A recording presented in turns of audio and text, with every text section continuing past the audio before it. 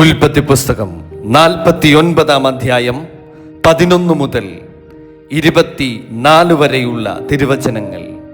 അവൻ മുന്തിരിവള്ളിയോട് ചെറുകഴുതിയെയും വിശിഷ്ട മുന്തിരിവള്ളിയോട് കഴുതക്കുട്ടിയെയും കെട്ടുന്നു.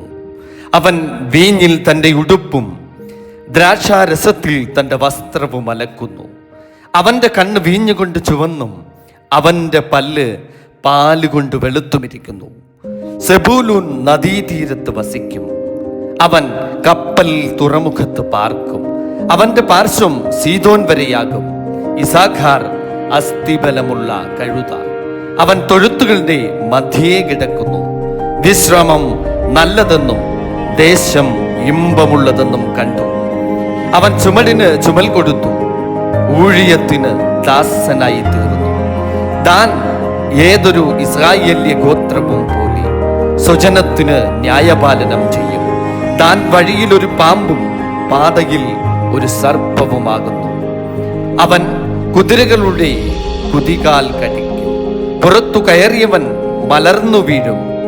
യഹോവേ, ഞാൻ നിന്റെ രക്ഷയ്ക്കായി കാത്തിരിക്കുന്നു. ഗാദോ കവർച്ചപ്പട അവനെ ഞെരിക്കും. അവനോ അവരുടെ പിൻപടയെ ഞെരിക്കും. അശേരോ അവന്റെ ആഹാരം പുഷ്ടിയുള്ളൂ. അവൻ രാജകീയ സ്വാദുഭോജനം നൽകി. നഫ്താലി സ്വതന്ത്രയായി നടക്കുന്ന പേടമാണ്. അവൻ ലാവണ്യ വാക്കുകൾ സംസാരിക്കുന്നു. യോസേഫ് ഫലപ്രദമായൊരു വൃക്ഷം, നീരുറവിനരികെ ഫലപ്രദമായൊരു വൃക്ഷം തന്നെ. അതിൻ്റെ കൊമ്പുകൾ മതിലിന്മേൽ പടരുന്നു. വില്ലാളികൾ അവനെ വിഷമിപ്പിച്ചു.